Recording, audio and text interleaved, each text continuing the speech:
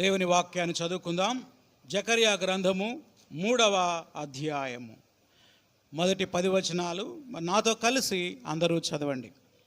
మరియు యెహోవా దూత ఎదుట ప్రధాన యాజకుడైన యెహోషువ నిలువబడుటయు, సాతాను ఫిర్యాది అయి అతని కుడిపార్శ్వమున నిలవబడుటయు అతడు నాకు కనపరచెను. సాతాను, యెహోవా నిన్ను గద్దించును, యెరూషలేమును కోరుకునే యెహోవా నిన్ను గద్దించును, ఇతడు అగ్నిలో నుండి తీసిన కొరివి వలెనే ఉన్నాడు కదా అని యెహోవా దూత సాతానుతో అనెను. యెహోషువ మలిన వస్త్రములు ధరించిన వాడై దూత సముఖములో నిలవబడి ఉండగా, దూత దగ్గర నిలిచిన వారిని పిలిచి, ఇతని మైల బట్టలు తీసివేయుడి అని ఆజ్ఞాపించి, నేను నీ దోషమును పరిహరించి ప్రశస్తమైన వస్త్రములతో నిన్ను అలంకరించుచున్నాను అని సెలవిచ్చాను. అతని తల మీద తెల్లని పాగా పెట్టించుడని నేను మనవి చేయగా, వారు అతని తల మీద తెల్లని పాగా పెట్టి వస్త్రములతో అతన్ని అలంకరించిరి. యెహోవా దూత దగ్గర నిలిచి ఉండెను.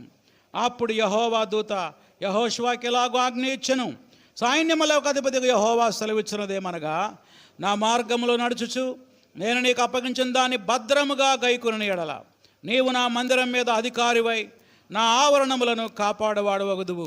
మరియు ఇక్కడ నిలవబడి వారికి కలిగినట్లు నా సన్నిధిని నిలుచు భాగ్యము నీకెత్తును. ప్రధాన యాజకుడైన యెహోషువ, నీ ఎదుట కూర్చుండే నీ సహకారులు సూచనలుగా ఉన్నారు. నీవును వారును నా మాట ఆలకింపవలెను. ఏదనగా, చిగురు అను నా సేవకు నేను రప్పింపబోచున్నాను. యెహోషువ ఎదుట నేను ఉంచిన రాతిని తేరిచూడుడి. ఆ రాతికి 7 నేత్రములున్నవి. దాని చెక్కడపు పని చేయువాడను నేను. ఇదే సైన్యములకు అధిపతి యెహోవా వాక్కు. మరియు ఒక దినములోగానే నేను ఈ దేశము యొక్క దోషమును పరిహరింతును. ఆ దినమున ద్రాక్ష చెట్ల కిందను అంజూరపు చెట్ల కిందను కూర్చుండుటకు మీరందరూ ఒకరినొకరు పిలుచుకొని పోవుదురు. ఇదే సైన్యములకు అధిపతియగు యెహోవా వాక్కు. తల్లు వంచండి, ప్రార్థన చేసుకుందాం. ప్రేమగల మా తండ్రి, జకర్యా గ్రంథం 3వ అధ్యాయాన్ని మేము ధ్యానించుకొనబోతూ ఉండగా, నీ వాక్యం ద్వారా మీరు మాతో మాట్లాడి మమ్మల్ని బలపరచండి. మాకు అవసరమైన సందేశాన్ని మీరు అందించండి. నిలవబండ మీ దాసుడు ప్రభువా, బలహీనుడు, మీరే బలపరచండి. ప్రతి అపవిత్రత మీ రక్తంతో కడగండి, శుద్ధి చేయండి. యోగ్యమైన పాత్రగా మీ సేవకుడిని వాడుకొనండి. వాక్యాన్ని వినే బిడ్డలందరి కొరకు ప్రార్థన చేస్తున్నాం. ప్రతి బిడ్డను మీరు సంధించండి, దర్శించండి. ఏ హృదయానికి ఏ వర్తమానం అవసరమో నీకు తెలుసు ప్రభువా. యూట్యూబ్ ద్వారా చూస్తున్న వారి కోసం కూడా ప్రార్థిస్తున్నాం. వారికి కూడా ఈ సందేశం దీవెనకరంగా, ఆశీర్వాదకరంగా చేయమని నజరేయుడైన యేసు నామములు అడుగుతున్నాం తండ్రి, ఆమేన్. ప్రభునందు ప్రియమైన సహోదరి సహోదరులారా, జకర్యా గ్రంథం, జకర్యా అనేటువంటి ఈ ప్రవక్త ఈ గ్రంథాన్ని క్రీస్తు పూర్వం 520 నుండి 480 సంవత్సరాల మధ్య కాలంలో వ్రాసాడని బైబిల్ పండితుల అభిప్రాయం. క్రీస్తు పూర్వం 520 నుండి 480 వరకు ఉన్న కాలం మధ్యలో ఈ జకర్యా గ్రంథం యొక్క కాంటాక్స్ట్, దాని సందర్భాన్ని మనం మొదటిగా ఆలోచిస్తే అప్పుడు ఈ పుస్తకం మనకి బాగా అర్థమవుతుంది. వినండి జాగ్రత్తగా. ఇజ్రాయెల్, యోధా అనే 2 దేశాలు యెహోవా దేవునికి చెందినవి. ఇజ్రాయెల్ అష్షూరు చెరలోకి క్రీస్తు పూర్వం 722వ సంవత్సరంలో వెళ్ళిపోయింది. ఆ తర్వాత క్రీస్తు పూర్వం 586లో యోధా అనేటువంటి ఈ దేశం, అనగా బెన్యామీను, యోధా గోత్రాలకు చెందినటువంటి ఈ దేశం బబులోను చెరలోకి వెళ్ళిపోయింది. అక్కడ 70 సంవత్సరాల పాటు బబులోను చెరలో ఉన్నారు. అయితే చివరి అటాక్ జరిగినప్పుడు నెబుకద్నెజర్ అనే రాజు సొలొమోను కట్టిన అందమైన దేవాలయాన్ని కూల్చివేశాడు. ఆ దేవాలయం కూల్చబడిన 70 సంవత్సరాలు తర్వాత దేవుడు యూదుల్ని దర్శించాడు. బబులోను నుండి యెరూషలేముకి వాళ్ళందరినీ తీసుకొని వచ్చాడు. అలా వచ్చేటప్పుడు ప్రజలు 3 గుంపులుగా వచ్చారు. మొదటి గుంపు నాయకుడి పేరు జరుబ్బాబేలు నాయకత్వంలో సుమారు 50,000 మంది యూదులు బబులోను చెర నుండి యెరూషలేము వచ్చారు. వచ్చి వాళ్ళు ఏం చేశారంటే, అలనాడు నెబుకద్నెజర్ పడగొట్టిన దేవాలయాన్ని తిరిగి కట్టారు. ఆ తర్వాత యజ్రా అనేటువంటి వ్యక్తి వచ్చాడు. ఆయన ఒక శాస్త్రి. ఆయన 2,000 మందిని తీసుకొని ఆయన కూడా తర్వాత కొంతకాలానికి వచ్చి అక్కడ దేవుని యొక్క ధర్మశాస్త్రాన్ని బోధించి ప్రజలను దేవుని వైపు తిప్పాడు. ఇక 3వ వ్యక్తి పేరు నెహెమ్యా. ఆయన క్రీస్తు పూర్వం 444లో నెహెమ్యా బెబిలోను నుండి యెరూషలేముకు వచ్చి యెరూషలేము చుట్టూ ఉన్నటువంటి ప్రాకారాలని తిరిగి కట్టాడు. మరి ఈ చరిత్ర అంతట్లో జకర్యా ఎక్కడున్నాడు అనేది ప్రశ్న. జకర్యా ఎక్కడ మనకు పరిచయం అవుతాడంటే ఈ చరిత్రలో జెరుబ్బాబేలు నాయకత్వంలో 50,000 మంది యూదులు వచ్చారని చెప్పాను కదా. అప్పుడు జెరుబ్బాబేలుకి సహకారిగా ఉండడానికి మరొక వ్యక్తి వచ్చాడు. అతని పేరే యెహోషువ. ఏం పేరు అతని పేరు? యెహోషువ. యెహోషువ అనగానే మనకి మోషే పరిచారకుడైనటువంటి యెహోషువ గుర్తొస్తాడు. ఆ యెహోషువ నాయకుడైన యెహోషువ, ఈ యెహోషువ ప్రధాన యాజకుడైన యెహోషువ.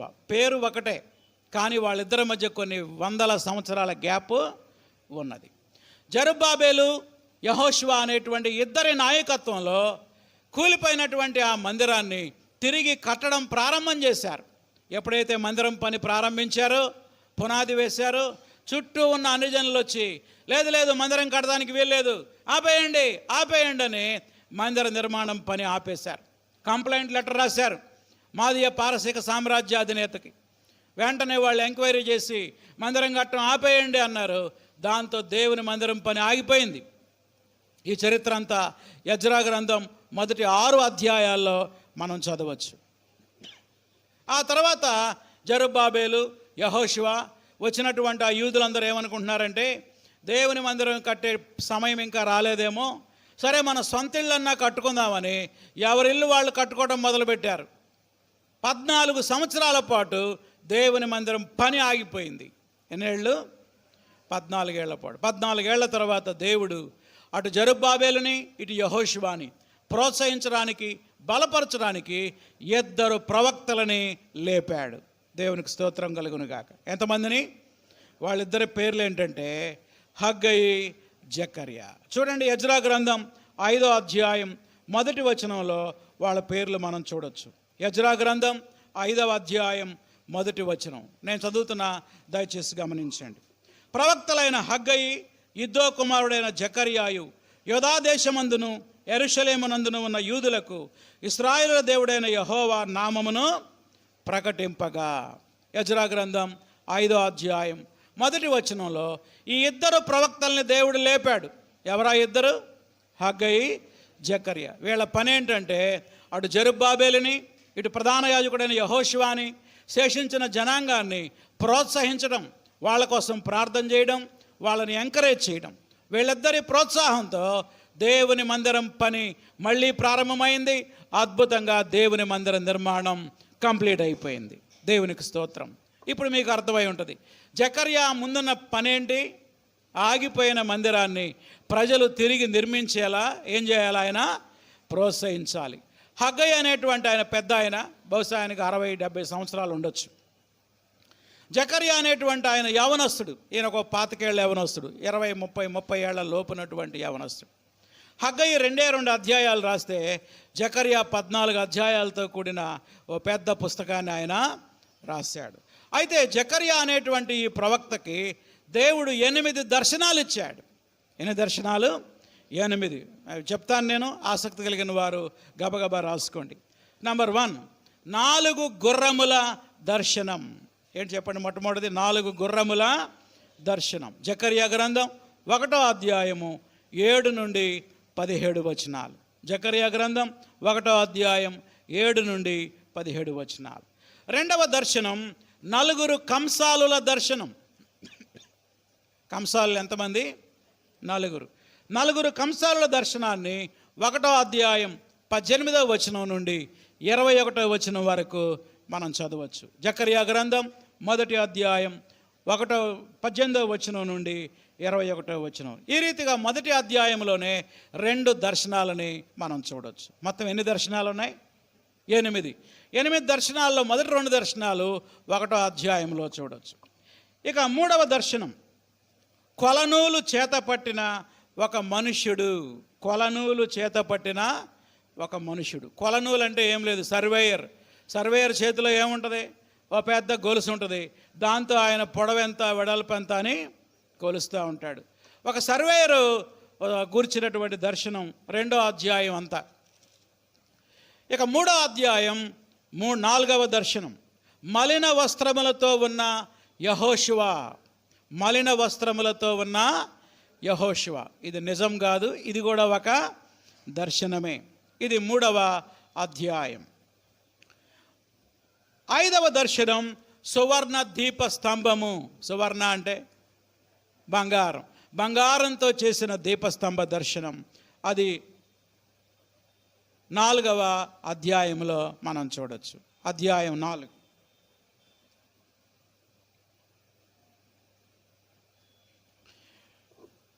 ఇప్పటికి ఎన్ని దర్శనాలు అయ్యాయి? 5. ఇంకా 3 ఉన్నాయి. ఆ 3 5వ అధ్యాయంలో ఉంటాయి. ఒకే అధ్యాయంలో 3. 6వ దర్శనం ఎగురుచున్న పుస్తకం. ఇదిగో పుస్తకం ఎగురుతుందంట ఆకాశంలో. పుస్తకం ఏమవుతుంది? ఎగురుతూ ఉందన్నమాట. అదొక విజన్.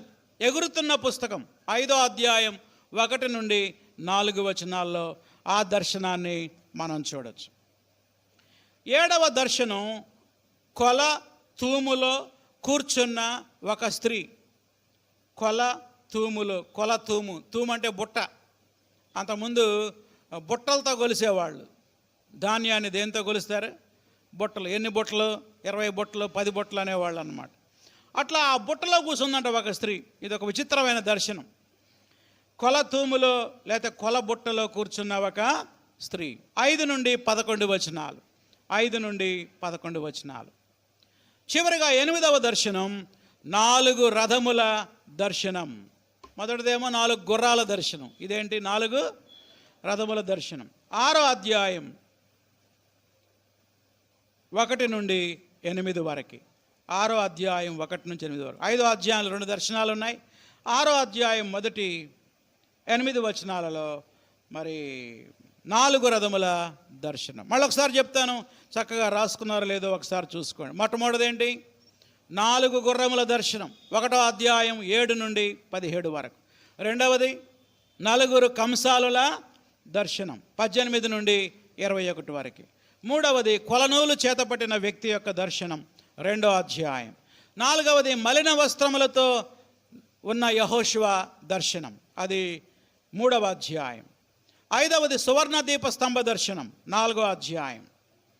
6, 7 దర్శనాలు 5వ అధ్యాయంలో ఉన్నాయి. ఎగురుచున్న పుస్తకం 5వ అధ్యాయం 1 నుంచి 4 వరకు. 7వ దర్శనం కొలతూములో కూర్చున్న ఒక స్త్రీ 5వ అధ్యాయం 5 నుండి 11 వచనాలు. చివరిది 8వ దర్శనం 4 రథముల దర్శనం, అది 6వ అధ్యాయం. ఆ తర్వాత మిగతా భాగం అంతా కూడా జకర్యా యొక్క సందేశాలు ఉంటాయి, మెసేజెస్ ఆఫ్ జకర్యా. కనుక జకర్యా గ్రంథంలో ఎక్కువ ఏమున్నాయి? విజన్స్. ఇవి చాలా కష్టం అండి అర్థం చేసుకోవడం. ఒక దర్శనాన్ని మనం అధ్యయనం చేయాలంటే చాలా కష్టంతో కూడింది. అయితే ఈరోజు మనం 8 దర్శనాలలో ఒక దర్శనాన్ని ధ్యానం చేయబోతున్నాం. చెప్పండి, అది ఎన్నో దర్శనం? 4వ దర్శనం. హెడ్డింగ్ పెట్టుకోండి రాసుకునేవాళ్ళు. మలిన వస్త్రములతోనున్న యెహోషువ దర్శనం. ఈ విజన్ పేరేంటి చెప్పండి? మలిన వస్త్రములతో ఉన్న యెహోషువ దర్శనం. ఈ దర్శనాన్ని 2 భాగాలుగా మనం విభజించవచ్చు. ఎన్ని భాగాలు? 2 భాగాలు. మొట్టమొదటిది జకర్యా దర్శనము, 3వ అధ్యాయం 1 నుండి 7 వచనాలు. జకర్యా యొక్క దర్శనం, ద విజన్ ఆఫ్ జకర్యా. మొదటి 7 వచనాల్లో దర్శనాన్ని మనకు చెప్తా ఉంటాడు ఆయన. ఇక 2వ భాగం పేరు దర్శనము యొక్క భావము. ఆశ్చర్యం ఏంటంటే ఈ దర్శనం యొక్క అర్థం ఏంటో కూడా దేవుడు చెప్పేశాడు. దేవునికి స్తోత్రం. ఎవరు చెప్పారు? మనమేమి గజిబిజి పడాల్సిన అవసరం లేదు. ఇదైద్దేమో అని ఊహించాల్సిన పని లేకుండా చాలా సింపుల్గా ఆ దర్శనం యొక్క భావాన్ని ఒక్క మాటలో దేవుడే చెప్పేశాడు. కాబట్టి మొట్టమొదటి జకర్యా చూసిన దర్శనం, అది మొదటి 7 వచనాలు. 2వది దర్శనం యొక్క భావం 8వ వచనం నుండి 10వ వచనం వరకు. ఇప్పుడు మనం విజన్లోకి వెళ్దాం. మొట్టమొదటిది జకర్యా చూసిన దర్శనం. ఈ దర్శనంలో మొత్తం 5 పాత్రలు ఉన్నాయండి. ఎంతమంది వ్యక్తులు ఉన్నారు? 5. వీలైతే నోట్ చేసుకోండి. నెంబర్ 1, మొట్టమొదటి వ్యక్తి ఎవరంటే యెహోవా దూత. అది ఈ దర్శనంలో ఎవరున్నారు? యెహోవా దూత. 2వ వ్యక్తి ప్రధాన యాజకుడైన యెహోషువ. ప్రధాన యాజకుడైన యెహోషువ. ఇక మూడో వ్యక్తి ఎవరంటే సైతాను. మన విరోధి అయిన సైతాను కూడా ఉన్నాడు ఈ దర్శనంలో. నాలుగో వ్యక్తి ఎవరంటే దేవదూతలు, ఏంజల్స్ ఆఫ్ గాడ్, దేవదూతలు. చివరిగా ఐదో వ్యక్తి ఎవరంటే ఈ దర్శనాన్ని చూస్తున్న జకర్యా కూడా ఈ దర్శనంలో ఇన్వాల్వ్ అయ్యాడనమాట. ఎవరు ఐదో వ్యక్తి? జకర్యా. మళ్ళీ ఒకసారి చెప్తారా? మొట్టమొదట యెహోవా దూత, ప్రధాన యాజకుడైన యెహోషువ, సైతాను, దేవదూతలు, జకర్యా. ఇప్పుడు మనం ఈ 5 పాత్రలు మనం గుర్తుపెట్టుకోవాలి. బైబిల్ కాలేజీలో జకర్యా గ్రంథాన్ని నేను మా స్టూడెంట్స్కి బోధించినప్పుడు ఈ 5 పాత్రలతోటి ఒక డ్రామా వేయించా బైబిల్ కాలేజీలో. ఒక 5 వ్యక్తుల్ని తీసుకొని వాళ్ళ 5 నిలబెట్టి ఇక్కడ ఏం జరిగిందో మిగతా స్టూడెంట్స్కి ఒక డ్రామాలాగా, ఒక నాటకంలాగా, ఒక నాటికలాగా, ఒక స్కిట్ లాగా చేయించామన్నమాట. వీలైతే సండే స్కూల్ టీచర్స్ మరి నెక్స్ట్ ఇయర్ VBS కార్యక్రమానికి ఇది స్కిట్ లాగా ప్రదర్శిస్తే బాగుంటుంది. పిల్లలు చిన్నప్పటి నుంచే ఈ విషయాన్ని వాళ్ళు నేర్చుకుంటారు. చూద్దాం, అందరూ జాగ్రత్తగా వినండి, అందరూ జాగ్రత్తగా అబ్జర్వేషన్ చేయండి. 3వ అధ్యాయం 1వ వచనం. బైబిల్ చూస్తున్నారా? 3వ అధ్యాయం 1వ వచనం. అందరూ బైబిల్ చూడాలి. Open your Bibles. జకర్యా గ్రంథం 3వ అధ్యాయం 1వ వచనం. మరియు యెహోవా దూత ఎదుట ప్రధాన యాజకుడైన యెహోషువ నిలవబోటయు, సాతాను ఫిర్యాది అయి అతని కుడిపార్శ్వం నిలవబోటయు అతడు నాకు కనపరచెను. ఆగండి, అందరూ ఇప్పుడు నా వైపు చూడండి. ఇక్కడ యెహోవా దూత ఉన్నాడు. ఎవరున్నారు అక్కడ? యెహోవా దూత. ఆయన జడ్జిలాగా అనమాట. ఆయన ఇది ఒక కోర్టు సీన్ లాంటిది. కోర్టులో జడ్జి గారు నిలబడ్డట్టు అక్కడ యెహోవా దూత ఉన్నాడు. ఈ దూత ఎవరో కాదు, ప్రభు అయిన యేసుక్రీస్తు. పాత నిబంధనలో యేసుక్రీస్తు యెహోవా దూతగా ప్రత్యక్షమయ్యేవాడు, అప్పుడప్పుడు వచ్చిపోతూ ఉండేవాడు. అలనాడు ఇస్సాకుకి బలి అర్పించేటప్పుడు ఇస్సాకుని యెహోవా దూతే అబ్రహాముతో మాట్లాడాడు. ఆ తర్వాత ఎవరు కనపడుతున్నారు? ప్రధాన యాజకుడైన యెహోషువ. అటు ఎడమ వైపేమో యెహోషువ నిలబడ్డాడు. ఎవరి యెహోషువ? ఆయన ప్రధాన యాజకుడు. దేవాలయంలో యాజకత్వాన్ని చేయడానికి బబులోను దేశం నుండి జెరుబ్బాబేలుతో కూడా వచ్చాడు. జెరుబ్బాబేలు గవర్నర్ అయితే వాళ్ళిద్దరూ నాయకులుగా ఉండి ఆ మందిరాన్ని నిర్మాణం చేశారు. ఈ కుడివైపు ఎవరున్నారు చూడండి. కుడివైపు సాతాను ఫిర్యాదు అయి కుడివైపున నిలవబడటం నేను చూచాను. సాతాను కుడివైపు ఉన్నాడు. ఒకసారి చూసారా? యెహోవా దూతేమో న్యాయాధిపతిగా ఉన్నాడు. అక్కడ ఎవరు నిలబడ్డారు? యెహోషువ నిలబడ్డాడు. ఇక్కడ ఎవరు నిలబడ్డారు? సైతాన్ నిలబడ్డాడు. అర్థమైందా? యెహోషువ ఎలా నిలబడ్డాడో 3వ వచనంలో చెప్తున్నాడు చూడండి. యెహోషువ మలిన వస్త్రములు ధరించిన వాడై దూత సముఖములో నిలవబడెను. నిజానికి యెహోషువ ఎవరు? ప్రధాన యాజకుడు. ప్రధాన యాజకుని యొక్క వస్త్రాలు ఎలా ఉంటాయో తెలుసా? చాలా పరిశుభ్రంగా ఉంటాయి, చాలా తెల్లగా ఉంటాయి. నిలువుటంగి ధరిస్తారు వాళ్ళు. అంత పరిశుభ్రమైన వస్త్రాలు ధరించే యెహోషువ ఈ దేవదూత ఎదుట, యెహోవా దూత ఎలా నిలబడ్డాడు? మలిన వస్త్రములతో నిలబడ్డాడు. ఆ బట్టలు ఎలా ఉన్నాయంటే నల్లగా మురికి పట్టిపోయి ఉన్నాయి అన్నమాట. తెల్ల బట్టలు అస్సలు ఉతకకుండా నెల రోజులు వేసుకుంటే ఎలా ఉంటాయి? ఎలా బట్టలు మారుతాయి? నల్ల బట్టలుగా మారిపోతాయి. మనం అప్పుడప్పుడు రోడ్డు మీద చూస్తూ ఉంటాం. కొంతమంది పాపం మతిస్థమితం లేని వాళ్ళు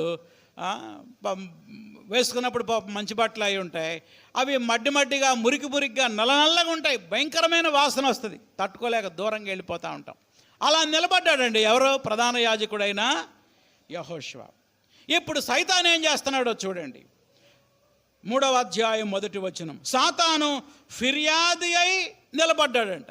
ఊరికే నిలబడలా సైతాను ప్రధాన యాజకుడైన యెహోషువ మీద ఏం చేస్తున్నాడు? ఫిర్యాదులు చేస్తున్నాడు. ప్రియులారా, సైతాను ఎవరో తెలుసా? వాడు అపవాది అంటే అపవాదులు మోపేవాడు, నిందలు మోపేవాడు.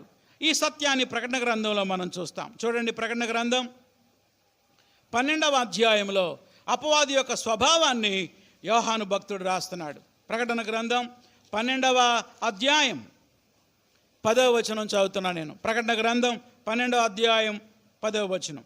మరియు ఒక గొప్ప స్వరము పరలోకమందిలాగు చెప్పుట వింటిని. పెన్నుతో అండర్లైన్ చేసుకోండి.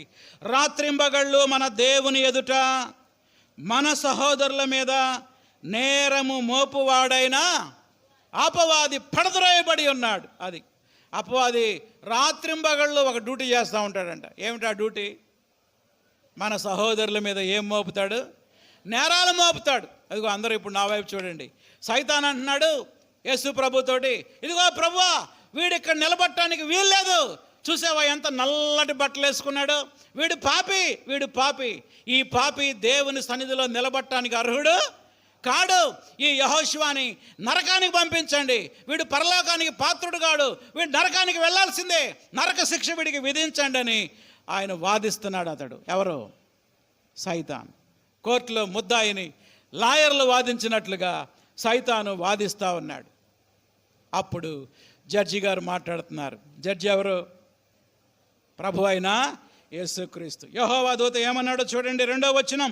సాతాను, యెహోవా నిన్ను గద్దించును. తండ్రి అయిన దేవుని గురించి మాట్లాడుతున్నాడు.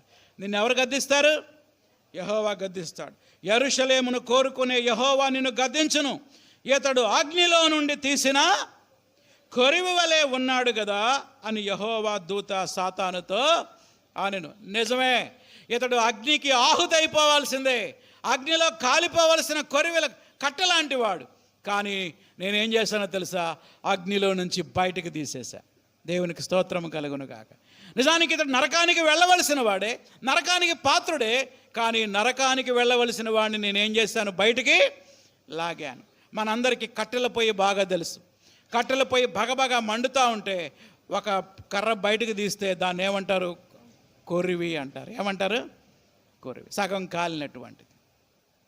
యెహోషువ కూడా అలాంటి వాడే. యెహోషువ మలిన వస్త్రాలతో ఉన్నాడు. అయితే ఈ యెహోషువని నేను అగ్నిలో నుంచి ఏం చేశాను? బయటికి లాగాను. ఈ యెహోషువ కొరకు నేను సిలువలో ప్రాణం అర్పించాను. ఈ యెహోషువ యొక్క పాపాన్ని నేను భరించాను, ఆ శిక్షని. ఇప్పుడు యెహోషువ శిక్షకు పాత్రుడు కాడు, ఆయన శిక్షని నేను సిలువలో భరిస్తాను. ఆయన తన పాపాన్ని ఒప్పుకున్నాడు కనుక యెహోషువని నేను క్షమిస్తున్నాను అన్నాడు. వెంటనే దేవదూతలతో ఏమంటున్నాడో చూడండి, 4వ వచనం. దూత దగ్గర నిలిచి ఉన్న వారిని చూచి అంటున్నాడు ఆ దేవదూతలతోటి, ఇతని మైల బట్టలు తీసివేయుడి. ఏమన్నాడు చెప్పండి? అందరు చెప్పండి గట్టిగా. ఇతని మైల బట్టలు తీసివేయుడి అని ఆజ్ఞాపించి, నేను నీ దోషమును పరిహరించి ప్రశస్తమైన వస్త్రములతో నిన్ను అలంకరించుచున్నాను. దేవునికి స్తోత్రము కలుగునుగా. వెంటనే దేవదూతలు వచ్చి ఆ మలిన వస్త్రాలు తీస్తూ ఉంటే జకర్యా ఈ దర్శనాన్ని చూస్తూ ఈయన ప్రార్థన చేశాడంట. ఈయన ఏం చేశాడో చూడండి ఒకసారి. 5వ వచనం. అతని తల మీద తెల్లని పాగా పెట్టించుడని నేను మనవి చేయగా, నేనంటే ఇక్కడ ఎవరో? జకర్యా మనవి చేయగా, వారు అతని మీద తెల్లని పాగా పెట్టి వస్త్రములతో అతనిని అలంకరించారు. ఇమ్మీడియట్లీగా అతని మీద నల్లటి వస్త్రాలు తీసివేశారు. ఆ మురికి వస్త్రాలు, ఆ మలిన వస్త్రాలు తీసి పడవేసి తెల్లని దగదగ మెరిసేటువంటి తెల్లని వస్త్రాలతో యెహోషువని అలంకరించగానే వెంటనే జకర్యా అంటున్నాడు, అతని తల మీద తెల్లని పాగా పెట్టించండి. అనగా అతడు ప్రధాన యాజకత్వాన్ని నిర్వహించే యాజకుడికి ఆ యొక్క తలపాగా సూచనగా ఉన్నది.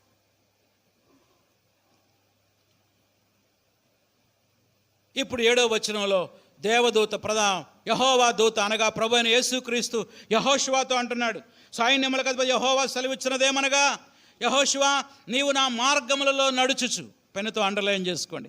నీవు నా మార్గములో నడుచుచు, నేను నీకు అప్పగించిన దాన్ని భద్రంగా గనక నువ్వు గైకొంటే నీవు నా మందిరం మీద ఏమవుతావు? అధికారి అవుతావు. అంతేకాదు నా ఆవరణములను కాపాడువాడవగుదువు. అంతేకాదు 3వ బ్లెస్సింగ్ ఏంటంటే, మరియు ఇక్కడ నిలవబడు వారికి కలిగినట్లు నా సన్నిధిలో నిలిచే భాగ్యము నేను నీకు ఇస్తాను. ఇదండి దర్శనం. This is the vision of జకర్యా. అర్థమైంది కదా? జకర్యా దర్శనంలో ప్రభు అయిన యేసుక్రీస్తు వారు యెహోవా దూతగా నిలబడ్డాడు. ఎడం వైపు ముద్దాయిగా నిలబడింది ఎవరు? ప్రధాన యాజకుడైన యెహోషువ. ఫిర్యాదు చేయడానికి, కంప్లైంట్ ఇవ్వడానికి నిలబడింది ఎవరు? సైతాను ఫిర్యాదు చేస్తూ ఉంటే యెహోవా దూత అయిన యేసుక్రీస్తు మరి అతని పాపాన్ని క్షమించి, అతని దోషాన్ని తీసివేసి, మలిన వస్త్రాలు తీసివేసి ప్రశస్తమైన వస్త్రాలతో అతను అలంకరించాడు. జకర్యా తలపాగా పెట్టమనగానే తెల్లని తలపాగా మీద పెట్టారు. అప్పుడు అతనికి ఒక బాధ్యత అప్పగిస్తున్నాడు. యెహోషువ, నీవు గనక నా మార్గాలు అనుసరించి నడిస్తే, నీకు అప్పగించిన దాన్ని భద్రంగా నువ్వు గైకొంటే నీకు 3 ఆశీర్వాదాలు. 1, నా మందిరం మీద నువ్వేమవుతావు? అధికారి అవుతావు. 2, నా ఆవరణాలని కాపాడేవాడిగా మారుతావు. 3వది, ఇక్కడ నిలబడ్డారే ఈ దేవదూతలు, వీళ్ళందరికీ ఎలాంటి భాగ్యం ఉందో అలాంటి నిలబడే భాగ్యం నీకు కూడా నేను ఇస్తాను. This is the vision of జకర్యా. ఇప్పుడు దర్శనం యొక్క భావం ఏంటో మనం చూద్దాం. దర్శనం యొక్క భావాన్ని మరి దేవుడు ఒక్క మాటలో చెప్పేశాడండి. ఏమిటి దర్శనం యొక్క భావం? చూడండి, జకర్యా గ్రంథం 3వ అధ్యాయము 9వ వచనం. 8 నుంచి చూద్దాం. ప్రధాన యాజకుడైన యెహోషువ, నీ ఎదుట కూర్చుండే నీ సహకారులు సూచనలుగా ఉన్నారు. నీవు వారు నా మాట ఆలకించాలి. ఏదనగా, చిగురు అను నా సేవకు నేను రప్పించబోచున్నాను. చిగురు అనే మాట సర్కిల్ గీసుకోండి. ఎవరి చిగురు అంటే దావీదు చిగురు, ప్రభు అయిన యేసుక్రీస్తు. రాబోయే దినాల్లో నేను మెస్సయాని ఈ లోకానికి పంపించబోతున్నాను అని చెప్తున్నాడు. ఈ చిగురు ప్రభు అయిన యేసుక్రీస్తుకి సూచనగా ఉన్నాడు. చిగురు అను నా సేవకుడిని పంపిస్తున్నా. చిగురు అంటే వ్యక్తి, సేవకుడు. ఎవరా సేవకుడు అంటే ప్రభు అయిన యేసుక్రీస్తు. 9వ వచనంలో ఒక రాయిందు చూడండి. యెహోషువ ఎదుట నేను ఉంచిన రాతిని తేరు చూడండి. ఒక పెద్ద రాయి ఉందంట. ఆ రాతికి 7 కళ్ళు ఉన్నాయి అంటండి. ఎన్ని నేత్రాలు ఉన్నాయి? ఇదంతా దర్శనంలో చూస్తున్నాడు. రాయి కళ్ళు ఉండటం ఏంటి? ఆ రాయికి 7 నేత్రాలు ఉన్నాయి. దాని చెక్కడ పనిచేయువాడను నేనే. అనగా 7 నేత్రములు యేసుక్రీస్తు యొక్క సర్వ జ్ఞానానికి సూచనగా ఉన్నాయి. ఆ రాయి ప్రభు అయిన యేసుక్రీస్తుకు సూచన. ఆ యేసుక్రీస్తు వారు ఎలాంటి వాడు? సర్వ జ్ఞానము కలిగిన వాడు. కొలస్సీ పత్రిక 3వ అధ్యాయం 2వ అధ్యాయం 3లో ఉంటుంది.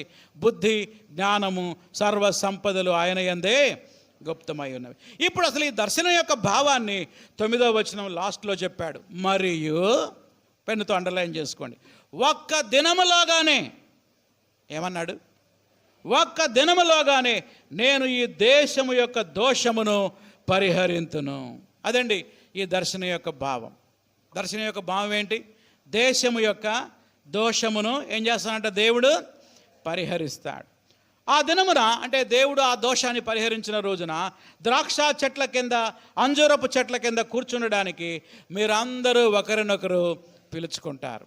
అంటే దాని అర్థం ఏంటంటే సమాధానం, శాంతికి, నెమ్మదికి సూచన. అంతకుముందు ఇశ్రాయేలీలు ద్రాక్ష చెట్ల కింద కూర్చునేవాళ్ళు కాదు.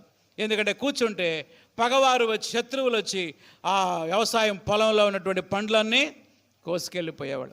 భయంగా ఉండేవారు.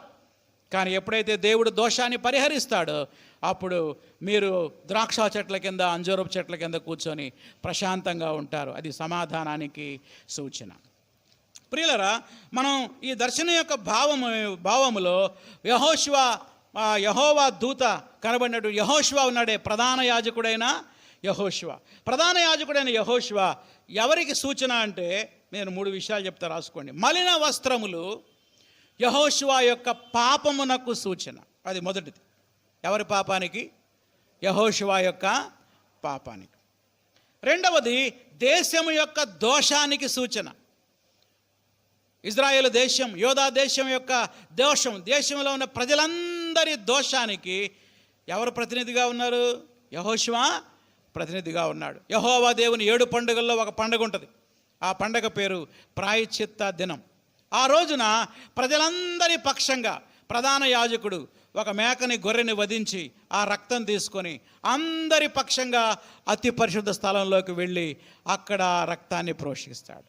అంటే ప్రధాన యాజకుడైన యెహోషువ ఇజ్రాయేల్ దేశంలో ఉన్న ప్రజలందరికీ ప్రతినిధిగా ఉన్నాడు.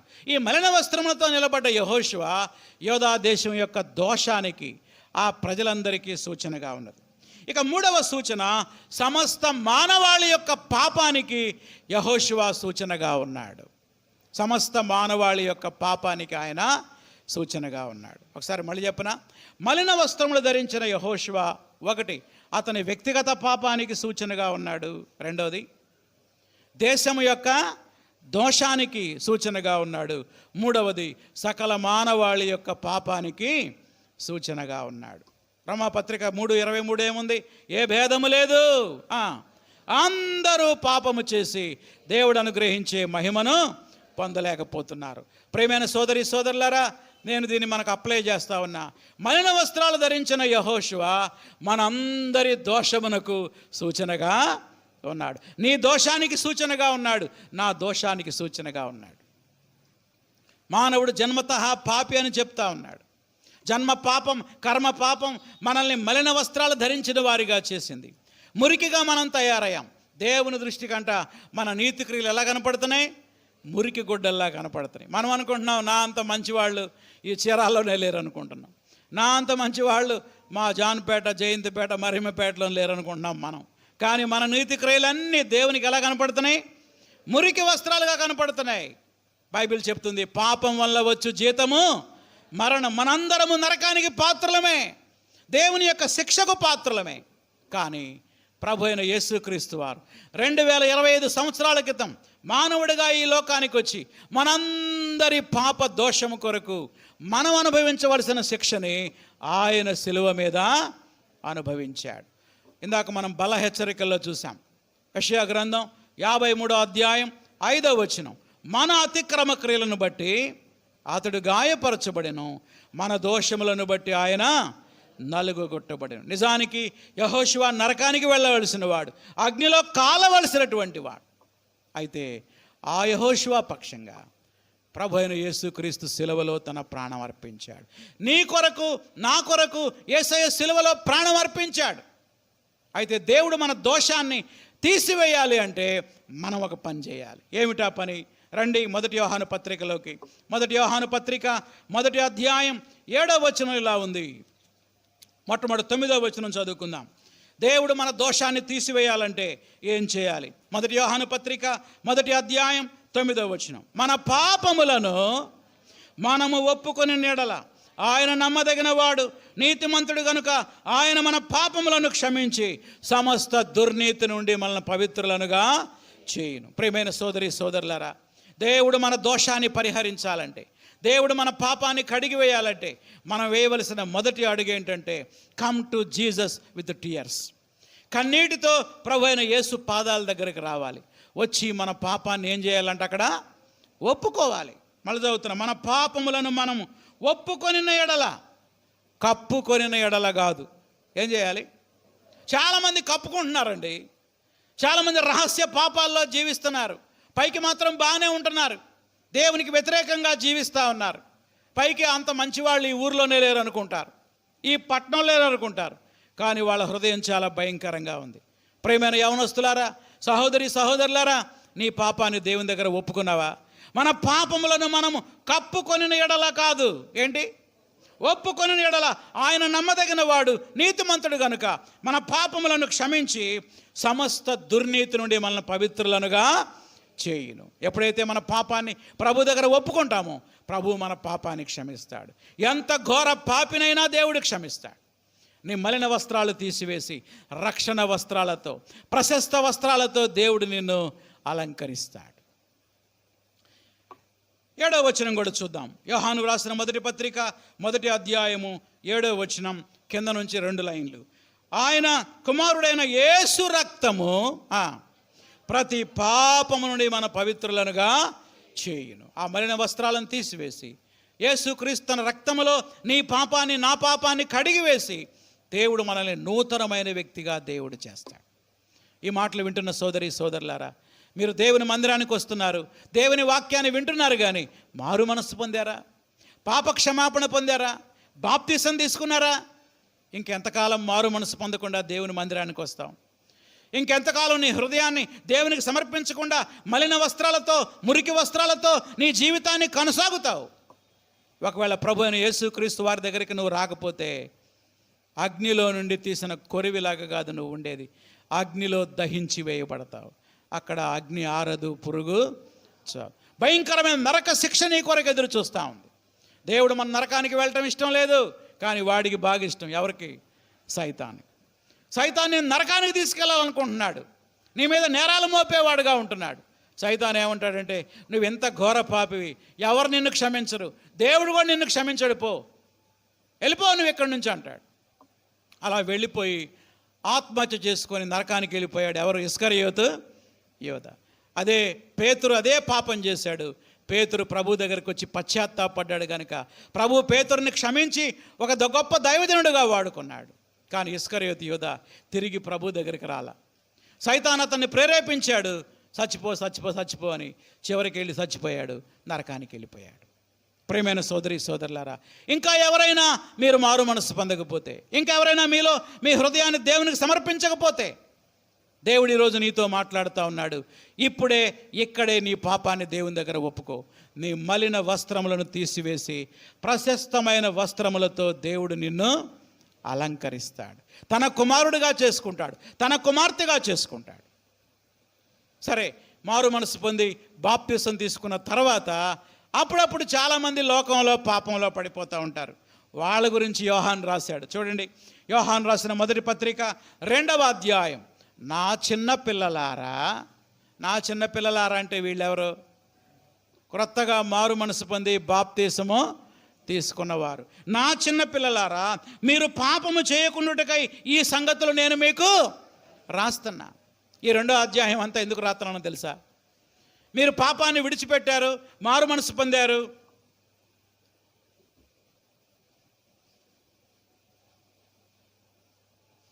బాప్తిసం తీసుకున్నారు, మారు మనసు పొందారు, బాప్తిసం తీసుకున్నారు. తిరిగి మళ్ళా మీరు పాపంలో పడిపోతారేమో. వద్దొద్దు, మీరు పాపము చేయకుండాటకై ఈ సంగతులు మీకు రాస్తున్నాను. వింటున్నారా? జాగ్రత్తగానండి.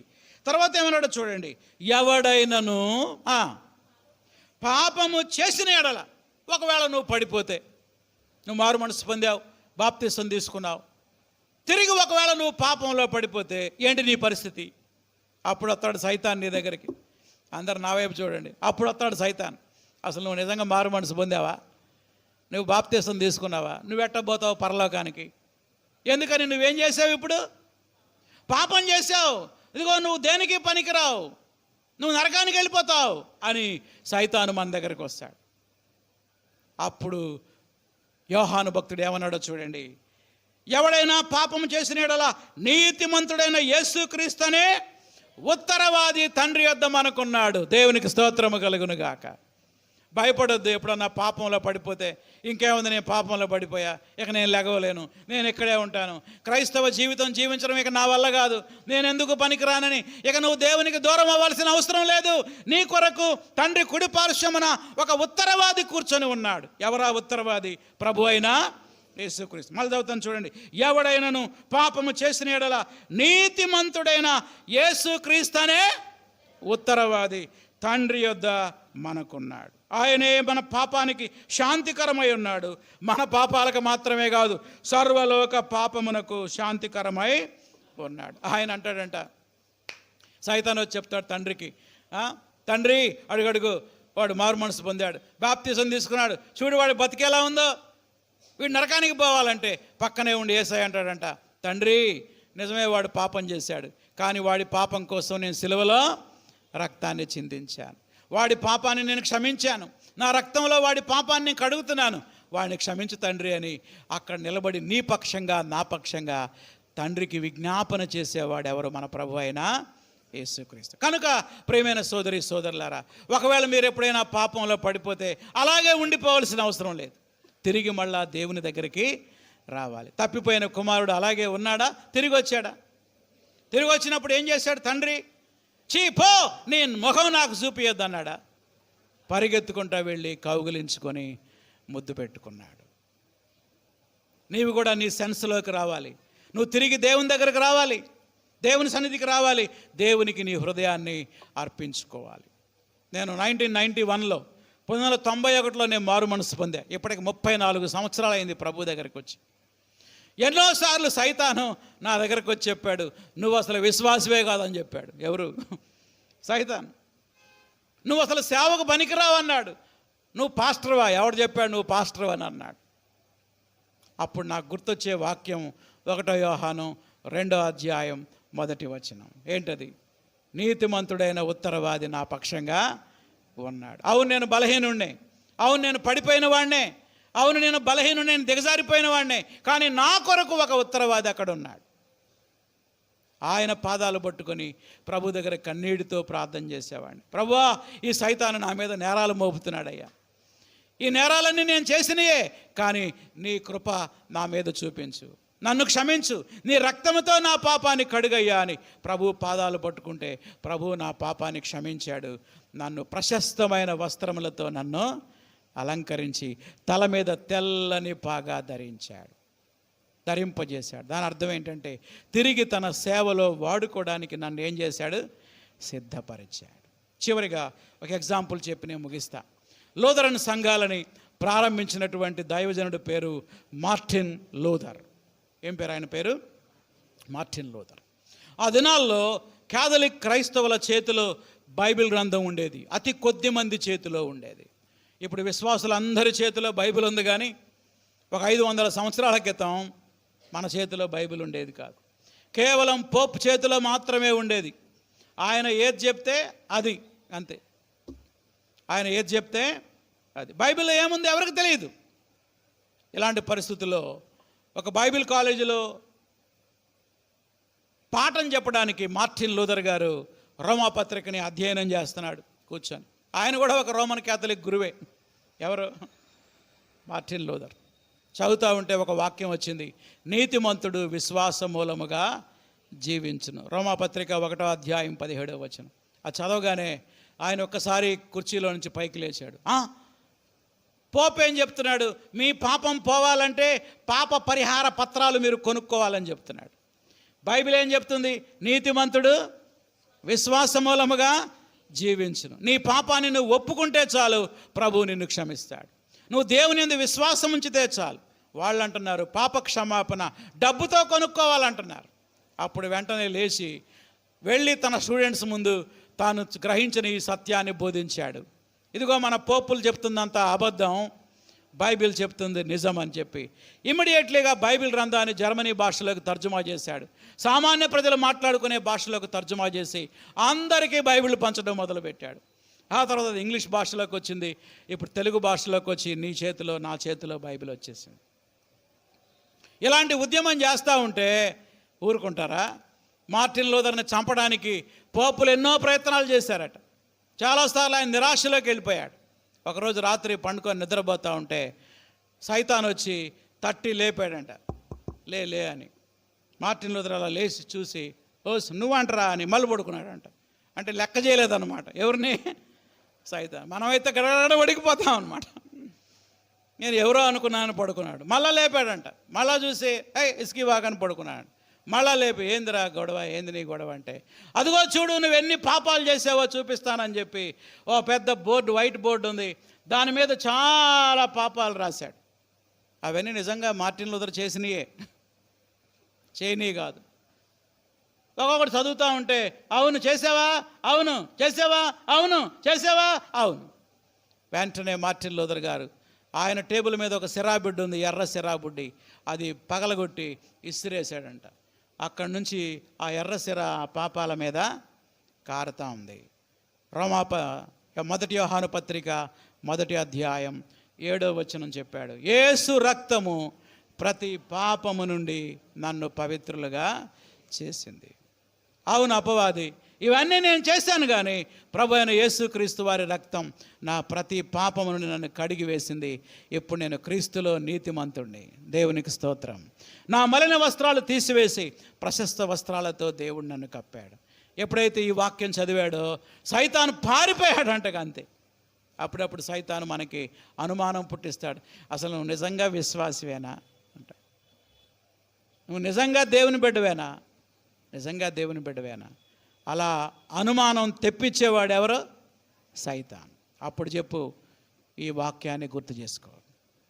ప్రార్థన చేసుకుందాం. తలలు వంచండి. ఒక్క నిమిషం తలలు వంచి కళ్ళు మూసుకొని ప్రార్థన చేద్దాం. ఆ మలిన వస్త్రములో నిలబడినటువంటి యెహోషువ వలె సహోదరుడా, సహోదరి, నీవు కూడా అలాంటి స్థితిలో ఉన్నావేమో. నీ మలిన వస్త్రములు, నీ పాపం నిన్ను నరకానికి తీసుకెళ్తుంది. నీ పాపము నీ మీదకి దేవుని శిక్షను తీసుకొస్తుంది.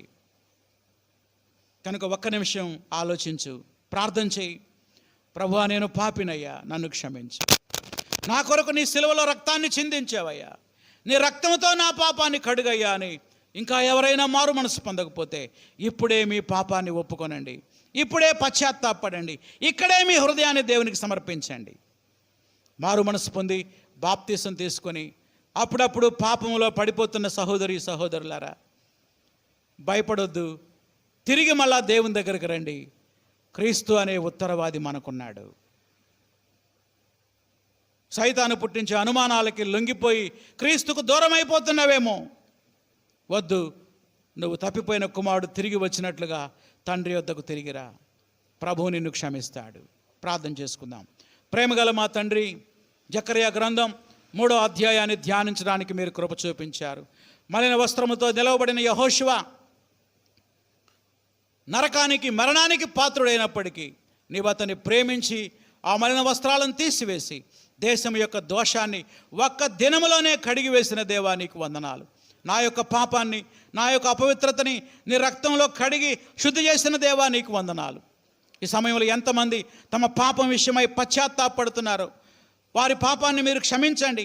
మీ రక్తముతో వారి పాపాన్ని కడగండి నాయన. అప్పుడప్పుడు బలహీనలు అయిపోతూ, బ్యాక్ స్లైడ్ అయిపోతూ నీకు దూరంగా వెళ్ళిపోతున్న బిడ్డల కొరకు ప్రార్థన చేస్తున్నాం.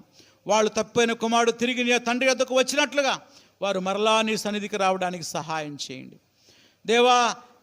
ఏది కూడా క్రీస్తు ప్రేమ నుండి మమ్మల్ని వేరు చేయలేదు నాయన. నీవెంతగానో మమ్మల్ని ప్రేమిస్తూ ఉన్నావు.